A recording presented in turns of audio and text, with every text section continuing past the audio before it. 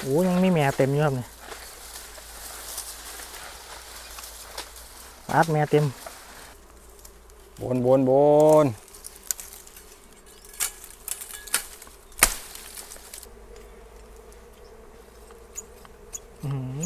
บินเต็มเลยครับ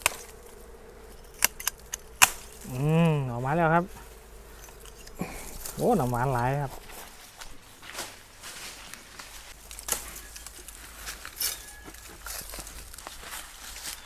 สวัสดีครับ สวัสดีครับผม พอใจแข่งกันจังครับวันนี้ครับมาครับเบาออบครับ คนไปหากินหมาครับวันนี้ มาเบิ้งครับเบาออบผ้าไปเอาอย่างนะครับนี่ อยู่ในป่าอีกเหรอ นี่ครับ อุปกรณ์นะครับนี่อุปกรณ์การเอานะครับนี่ไปเบิ้งครับพี่น้องเซียนเอามิมครับ ผ้าเอามิมวันนี้ นี่ครับอยู่ข้างในนะครับ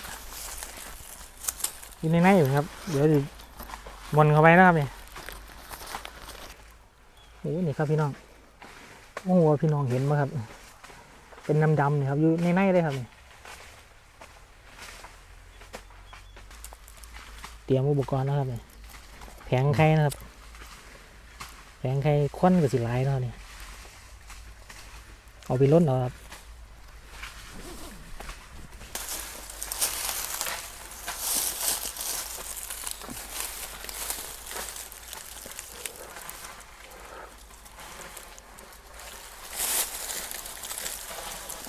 อยู่ในผลนะครับใบไม้บัง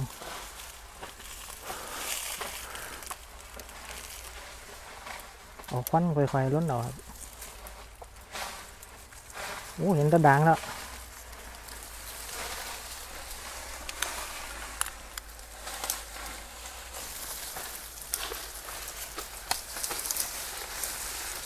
ตัดเลยดิ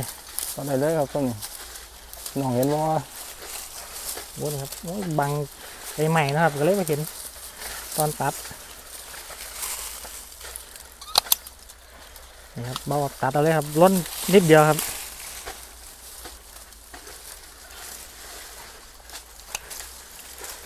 ขึ้นมาแล้วโอ้ยังมีแม่เต็มอยู่ครับเนี่ยอัดแม่เต็มโอ้มีน้ำหวานปะ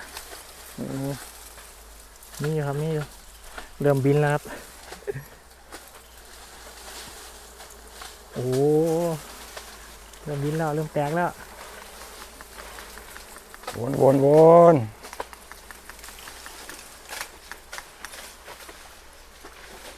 หรือว่าเอาแป๊บเดียวครับ มันตัดงานกับงานอยู่เอามิมครับ นี่ได้ออกมาแล้วครับ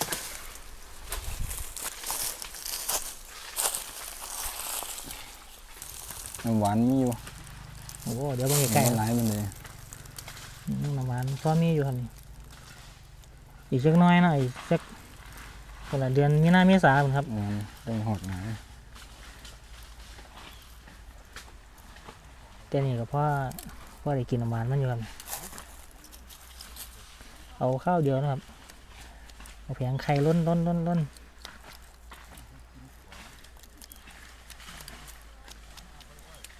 นึ่งสดๆเลยครับ ตัวหนอน ดังไกลครับนี่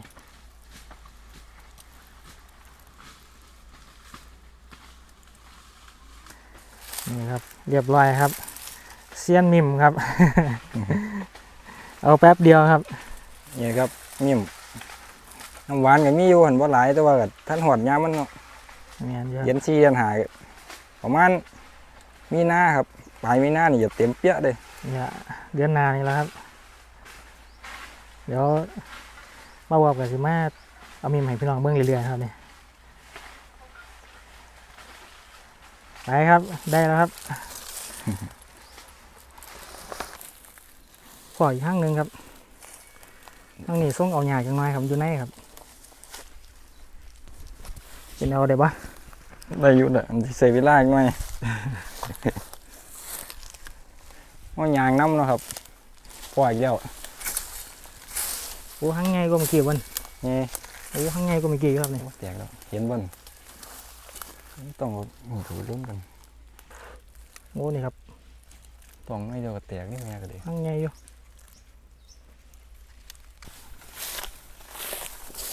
เอาไม้มาเสียบใส่แผงไข่ครับ ต้องล้นมันก่อนจากหน่อย อยู่ในเกินเข้าไปว่าได้ มันต้องมีถัง เดี๋ยวล้นควันยังไงครับ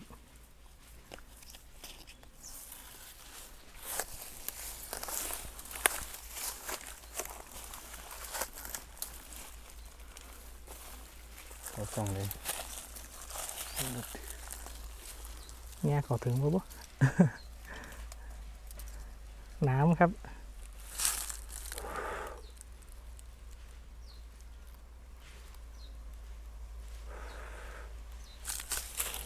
แตก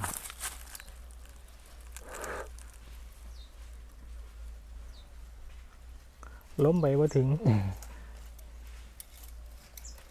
นั่งไงได้เป็น เริ่มเห็นดังแล้วครับ โอ้ไอ้ลมเปลี่ยนทาง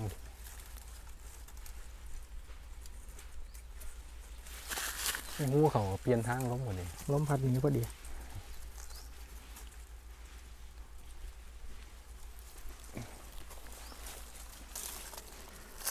โอ้แตกออกมาแล้วครับทางน้ำออกแตกบึ้มออกมาเลย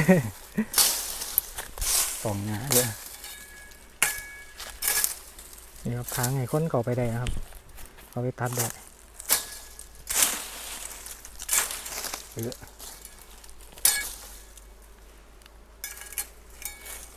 เดินบินออกมาแล้วครับ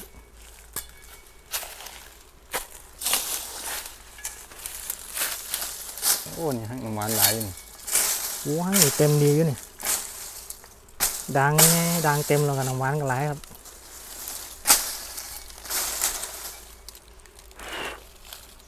แดงกับกัด นี่แตกห้าง โอ้อุปสรรคหลายทั้งนี้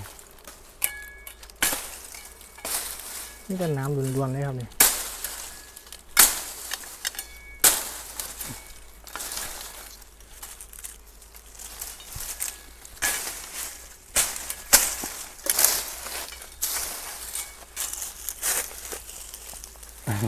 ผู้ชายกับมือนี่นะ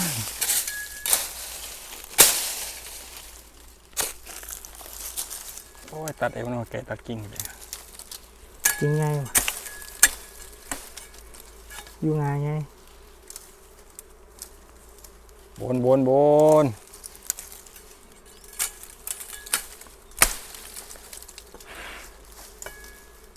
ดังมันจะตกว่า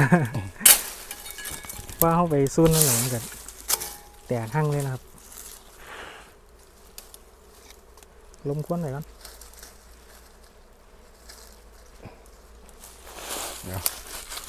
ตัดกิ่ง เอากันไกลตะกิ้งมาตัดนะครับมัน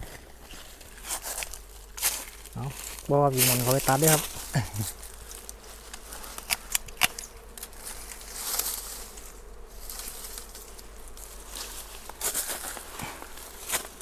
โอ้มือนผู้สากับมือนี่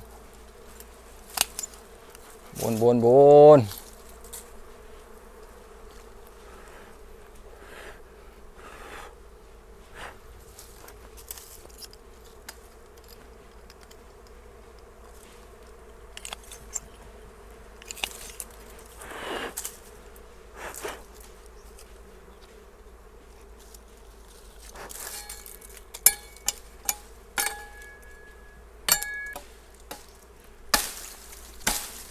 งานยังขวางอยู่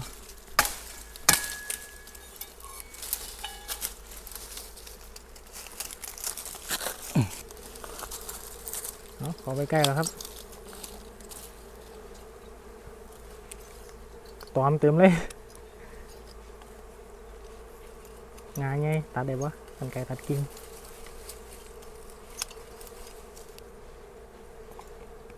หมดแดง มาลุ้นครับตัดได้ปะตัดยากอยู่ อื้อหือบินเต็มเลยครับตัดขาดแล้วฟังหนึ่งครับเหลือฟังหนึ่ง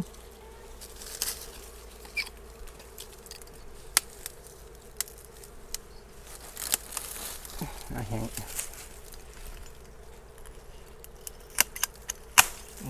ออกมาแล้วครับโอ้น้ำหวานหลายครับ โอ้ยเขาอยากอยู่ อยู่ทั้งอยู่ในนะครับนี่จะหนาม อุ้มน้ โอ้หนามกอหลังครับผมนี่ได้มาแล้วครับทั้งไง ำหวานเต็ม โอ้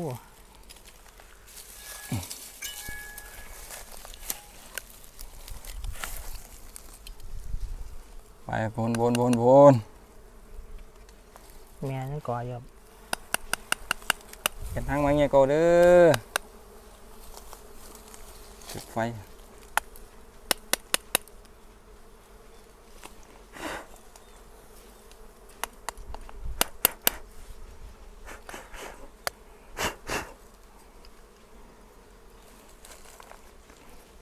โอ้น้ำหวานหลาย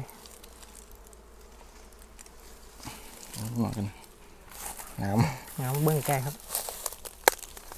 กูน่ะหัวน้ำหวาน ำหวานเต็มเลยนี่พี่น้องปิดเนาะ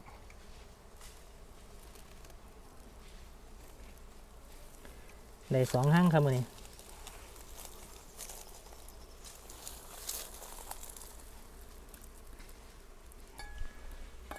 นี่แหละครับว่าผ้ามาเอาห้างมิ่มนะครับ ใส่แผงไข่ครับแผงไข่จุดไฟเป็นควันลมควันเอากันไก่ตัดกิ่งตัดเอานะครับ เอาง่ายๆครับว่าจะถือควัน ถือควันนี่ก็อยู่เล่นบ้า เงินตัวหน่วยที่ตรวจนะ เป็นตะหวานจ่วยๆครับเอาไปฝากตะแบงจำกินกับข้าวเหนียวครับนี่น้องเรียกับมากครับเอานี่แหละครับคลิปนี้ก็เบ้าอับเอามิมครับคลิปนี้ ฝากคอมเมนต์ พี่น้องมาเล่นปลา เป็นกำลังใจให้เบ้าอับนี่นะครับ แต่ กระแตเอ้ยโอ้ได้ยินแต่เสียง โอ้ กุ แด ก น คัก โอ้ฝุ่นโด โอ้ ด โห อยู่ ไม่เห็น แต่ดอนถึงเบ็ดเขา โอ้ได้ยินแต่เสียงกุกไปน้ำหลังมัน เอานี่แหละครับ ฝากเป็นคอมเมนต์เป็นกำลังใจให้เบ้าอับด้วยครับวันนี้พามาเอามิมครับสำหรับคลิปนี้ก็ขอบคุณหลายๆครับ สวัสดีครับ สวัสดีครับผม